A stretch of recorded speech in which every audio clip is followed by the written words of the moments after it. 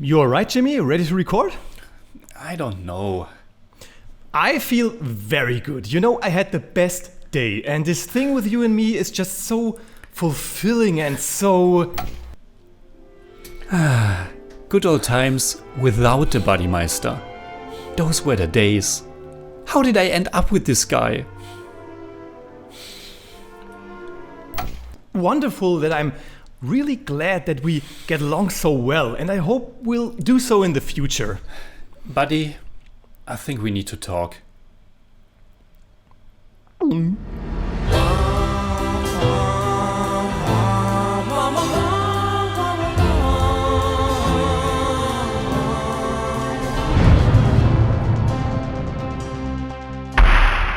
Servus Freunde, my name is Jimmy Cage. And I'm Deniz, the Buddymeister.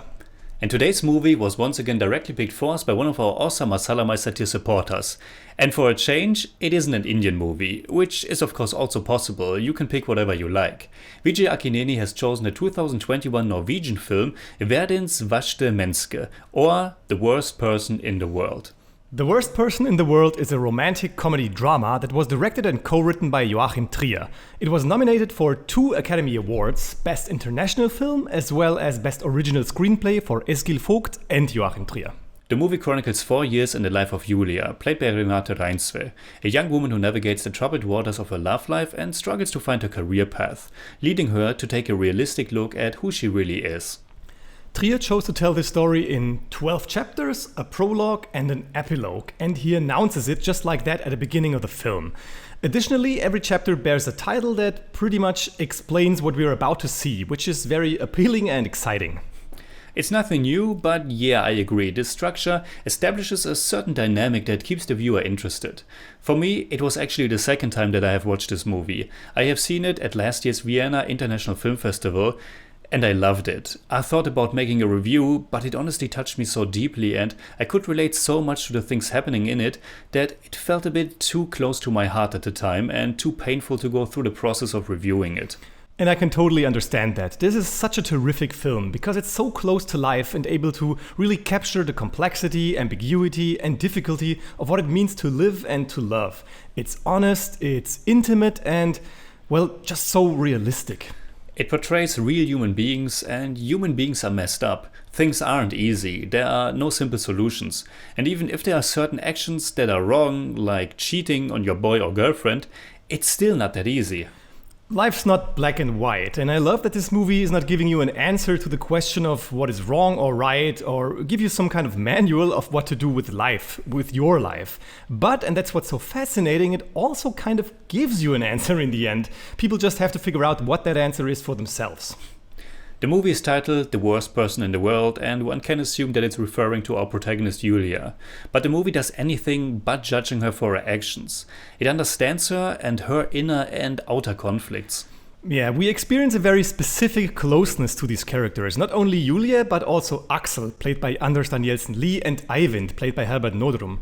This closeness, of course, hails from the way the movie is shot, but also from the wonderful writing, which presents us with moments of pure intimacy. And oftentimes we're not just observers, but participants. It challenges the audience to relate and reflect, and at least I could so much relate to the film.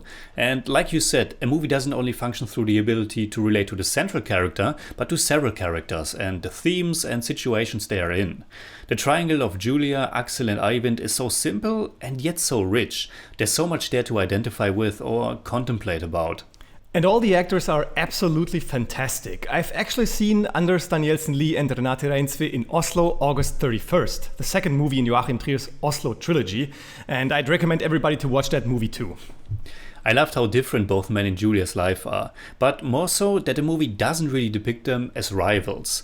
And again, there's also no clear or easy right or wrong here. Not one of the two that must be the better partner for her. Life isn't that simple.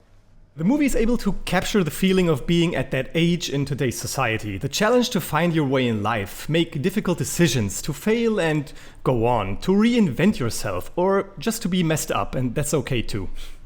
There are so many pieces of dialogue that feel like a sniper is shooting right in my heart. So many sentences that completely hit me by surprise. And even though I watched it for a second time now, they still have such an effect on me. And I was pretty much a puddle of tears once again during many moments of the film. I wasn't sitting in a puddle of tears, but I know exactly what you mean with that sniper allegory. There's this one scene where Axel talks about culture and how it is passed on through objects in the past, and how little this means if you're at a place in your life where nothing matters anymore. And that just got to me. But also, of course, how Julia completely unfolds herself and has such a hard time in explaining how she feels. I think everybody, literally everybody, has been there. I think the chapter that immediately elevates this movie and speaks to its genuine, fresh nature is already the second one, which is titled Cheating. The way Joachim Trier is portraying the encounter between Julia and Eivind is so liberating and so emotionally charged. It's so exciting to watch, so different from other, let's say, rom-coms, and at the same time you are of course also torn about what you are seeing because cheating is wrong.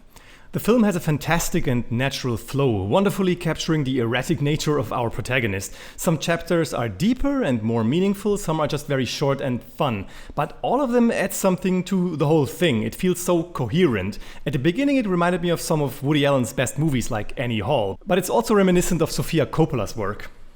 There are also some beautiful filmic touches, like this really powerful free sequence in which Julia pauses the world to make a life-changing decision.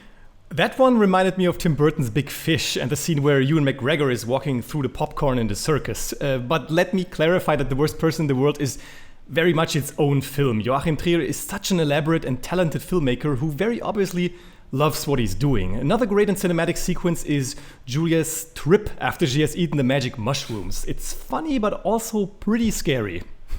There's a very big turn in the second half that we don't want to spoil. I just want to say that it destroyed me emotionally and I'm so happy how the film handles it. Something like this can come across as very cheap, shallow and manipulative in other movies, but the way Joachim Trier handles it and how the actors are conveying what they go through is really remarkable. Yeah, I agree, but that turn is still one thing and probably the only thing that I'm a little unsure about. I don't know what to think about it. The way the movie handles it is good, but I'm just not sure how I want to handle it. That's totally alright, Buddymeister. So, what would we say in German about The Worst Person in the World? The Worst Person in the World ist ein gedankenvoller und zutiefst emotionaler Film, der mich persönlich genau zum richtigen Zeitpunkt in meinem Leben getroffen hat. When I saw it for the first time, I gave The Worst Person in the World 8 out of 10. But after rewatching it, I go higher. I give it a 9 out of 10. It's more like 8.5, but I don't do that. For me, it's 8 out of 10. It's more like 8.3, but I don't do that either. Ja, selvfølgelig.